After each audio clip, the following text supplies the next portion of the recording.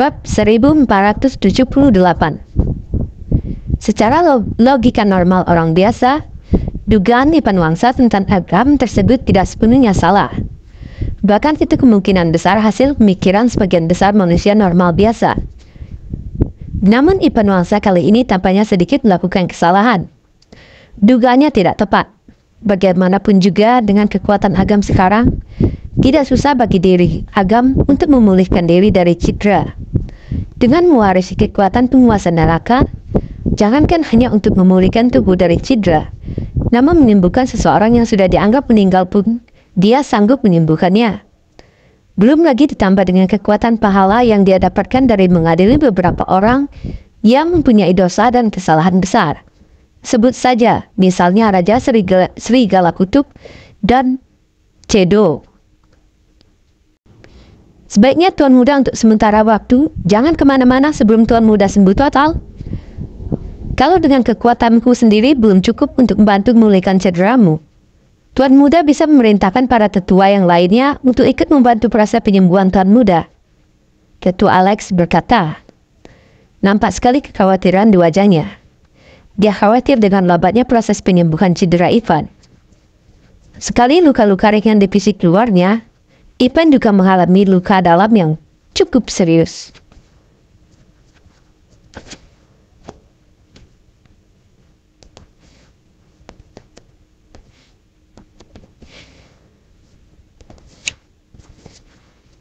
Selain luka-luka ringan di fisik luarnya, Ivan juga mengalami luka dalam yang cukup serius.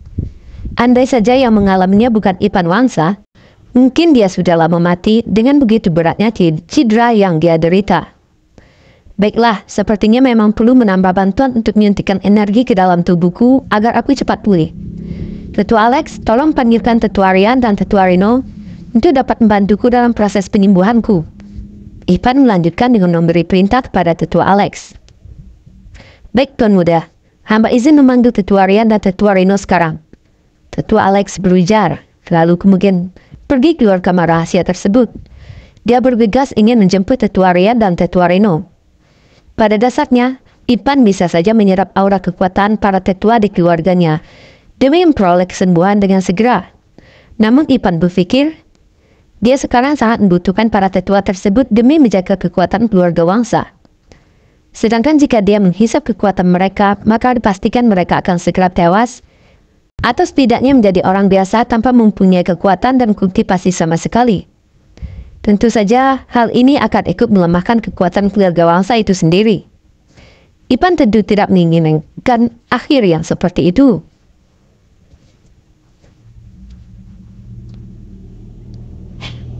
Bab 1479. Malam berganti siang. Di pagi hari cahaya matahari yang perlahan mulai beranjak dari ufuk timur. Ivan perlahan membuka matanya. Setelah semalaman, dia memulihkan kekuatan dan mengobati cederanya, dibantu oleh Tetua Alex, Tetua Rian, dan Tetua Reno. Ayo kita istirahat dulu, kekuatanku sudah 20% pulih. Ivan berbicara pada ketiga tetua tersebut. Baik Tuan Muda, Tetua Alex menjawab sambil menganggukkan kepalanya. Sementara itu di sebuah ruangan keluarga Wangsa. Rico, kamu sungguh tidak berguna. Kamu tidak bisa diandalkan untuk membunuh Agam sialan itu. Segera panggil semua tetua keluarga Wangsa. Aku ingin hari ini juga Agam mati di tangan keluarga Wangsa. Cahaya berkata dengan marah kepada Rico, pimpinan pasukan elit keluarga Wangsa yang bertugas menangkap Citra. Nyonya, Rico menjawab ragu. Apa? Kamu tidak bisa mendengar perintahku tadi? Segera kamu panggil 10 tetua keluarga Wangsa. Kita akan menyergap Agam hari ini. Aku yakin Agam belum pulih dari cederanya. Bagi 10 tetua keluarga Wangsa bukanlah hal sulit untuk membunuh Agam yang dalam keadaan cedera dan lemah. Kita harus bertindak cepat. Terang cahaya. Baik, Nyonya. Kalau gitu saya pergi sekarang untuk memanggil para tetua. Rico mau tidak mau harus melaksanakan perintah yang telah diberikan Cahaya. Walaupun awalnya dia ragu, karena untuk menggerakkan ke-10 tetua sekaligus hanya dilakukan dalam keadaan darurat, dan selain itu yang bisa memerintahkannya adalah kepala keluarga, yaitu Rickman Wangsa. Memang dalam situasi darurat, selain kepala keluarga, seorang yang dinobatkan sebagai putri emas juga bisa menggunakan tenaga para tetua ini. Cahya pada saat ini merupakan putri emas keluarga Wangsa.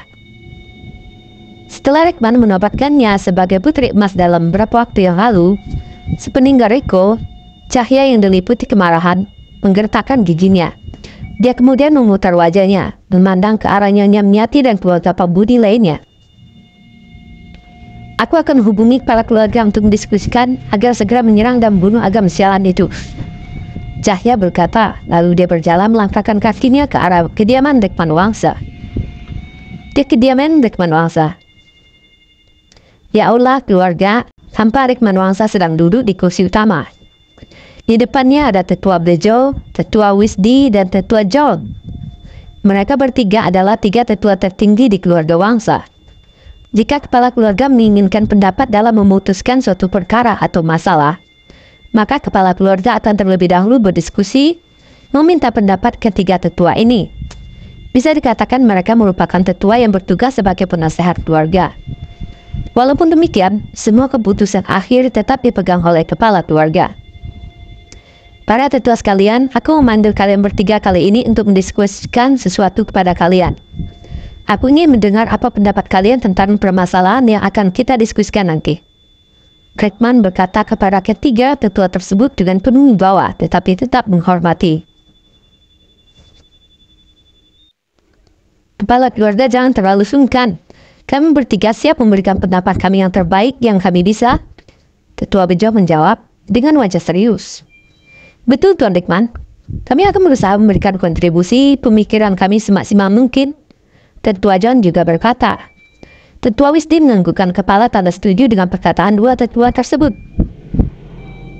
Baiklah, aku ingin mendengarkan apa pendapat kalian mengenai hubungan kita dengan Agam. Kalian pasti sudah mendengar cerita baru-baru ini bahwa Agam adalah sosok yang paling berjasa dalam pertahankan perbatasan utara dan mengusir musuh. Bahkan menghancurkan pasukan Curio dan seluruh pasukan dari barat, bukan? Rekman berkata. Ya Tuan, kami sudah mendengar berita tersebut. Jawab Tetua Bejo mewakili dua tetua lainnya, sambil diiringi bukan kepala oleh dua tetua lainnya.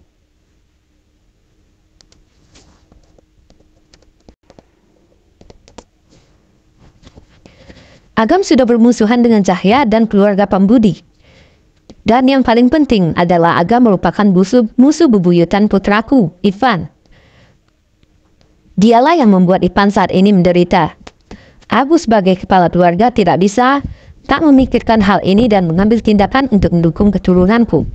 Ini juga demi keberlangsungan keluarga Wangsa. Rekman berkata sambil melirik ke arah para tetua tersebut. Lalu lanjut berkata, menurut yang dikatakan oleh Ivan, bahwa Agam sekarang juga dalam keadaan tidak baik-baik saja setelah bertarung dengan Ivan. Jadi bagaimana kalau sesegera mungkin kita menyerang dan membunuh Agam selagi dia belum memulihkan kekuatan sepenuhnya? Apakah menurut kalian para tetua bisa mengalahkan anak itu? 10 tetua bisa bekerja sama dalam penyerangan ini. Nah, Tuan Kepala Keluarga, kalau menganalisa dari kekuatan yang Agam miliki, melihat dari hasil pertarungan dengan Tuan Muda Ivan, mereka sama-sama mengalami cedera. Tetapi cedera yang diderita Agam mungkin sedikit lebih ringan, sehingga Tuan Muda harus melarikan diri.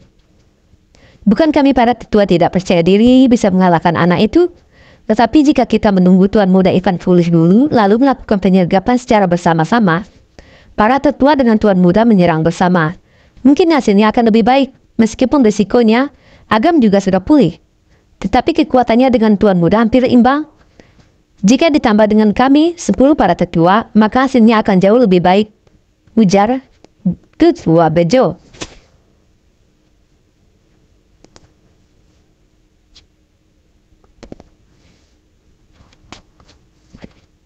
Suasana ruangan hening sejenak.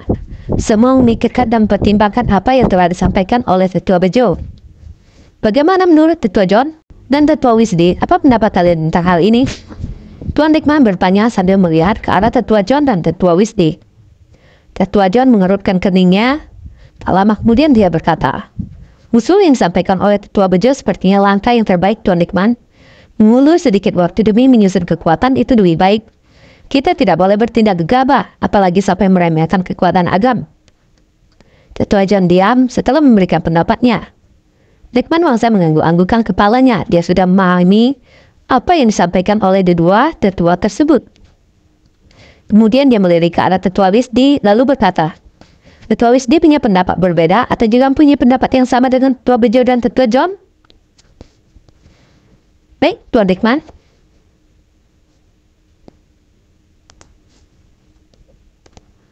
Kami para tetua sangat percaya diri jika saat ini diperintahkan untuk membunuh Agam. Dia hanyalah anak muda yang belum mempunyai banyak pengalaman bertempur. Sangat berbeda dengan kami 10 tetua di keluarga Wangsa.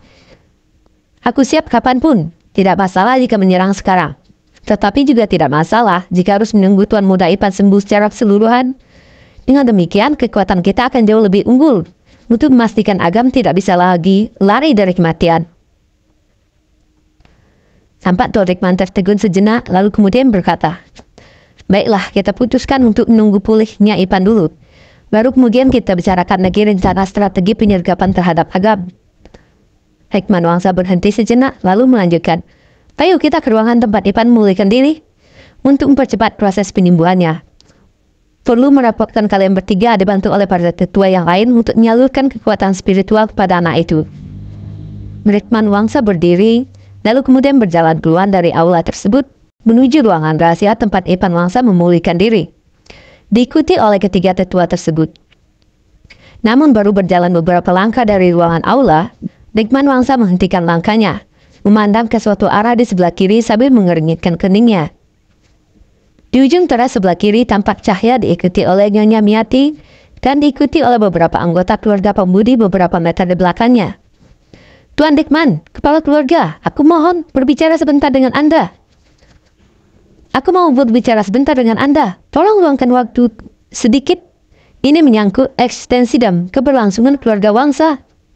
Cahaya buru-buru berbicara dan Tuan Dekman menghentikan langkahnya dengan memandang ke arah Cahaya. Ada apa Putri Mas? Kamu mau bicara tentang apa? Bicarakanlah, mari kita bicara di aula keluarga. Kami akan segera menuju ke ruangan pemulihan Ipan, ujar Hekman. Hekman pun kembali masuk ke dalam aula diikuti oleh Cahaya dan para tetua. Namun Nyonya Miati dan keluarga pemudi menunggu di luar aula. Mereka bukanlah bagian dari keluarga Wangsa. Mereka berada di keluarga Wangsa merupakan sebagai tamu yang mencari suaka di bawah perlindungan keluarga Wangsa. Mereka diizinkan tinggal di keluarga Wangsa berkat Cahaya.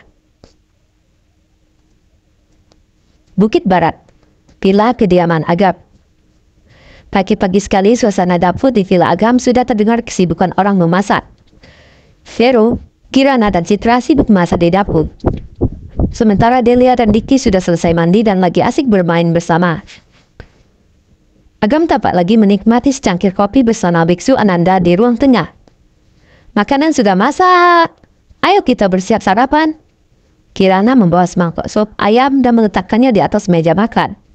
Citra dan Vero ikut membawa makanan dari dapur, meletakkannya di atas meja makan. Kemudian Citra pergi ke ruang tengah untuk mengajak Agam, Biksu Ananda, Delia dan Diki untuk sarapan.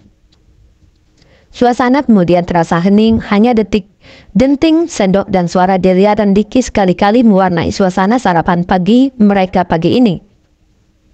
Bibi, Citra, Kak Kirana, ada sesuatu yang ingin saya sampaikan sama kalian semua. Agam berbicara setelah mereka selesai makan. Mereka masih bersantai di depan meja makan sambil menikmati cemilan dan buahan. Ya, bicarakan saja. Kami siap mendengarkan. Vero menjawab sambil melirik ke arah Agam. Hari ini kalian di rumah saja ya, ditemani oleh Biksu Ananda. Aku hari ini akan pergi untuk menyelesaikan suatu urusan. Agam menyampaikan pengaturan. Dia akan melaksanakan rencananya yang sudah dia susun tadi malam. Tadi malam dia sudah menghubungi Yipno dan Zek membicarakan beberapa pengaturan untuk rencananya mendatangi kediaman keluarga Wangsa. Kamu memangnya mau kemana? Vero bertanya. Citra dan Kirana sebenarnya mau bertanya juga. Tetapi pertanyaan Vero sudah mewakili apa yang ada di dalam benak mereka. Aku akan pergi ke suatu tempat, jawab Agam, tidak menyebutkan spesifik tempat yang akan dia tuju. Vero pun diam, tidak melanjutkan bertanya. Dia sudah paham watak Agam. Jika dia tidak mau memberitahukan kepada orang lain, maka dia pasti tidak akan memberitahunya. Bersambung ya sobat-sobatku semua, abang-abangku dan kakak-kakakku semua. Terima kasih kepada semuanya yang sudah mendukung channel kami ini. Semoga semuanya sehat selalu, dimudahkan dan dilancarkan semua aktivitas dan rezekinya. Sekali lagi terima kasih. Assalamualaikum warahmatullahi wabarakatuh.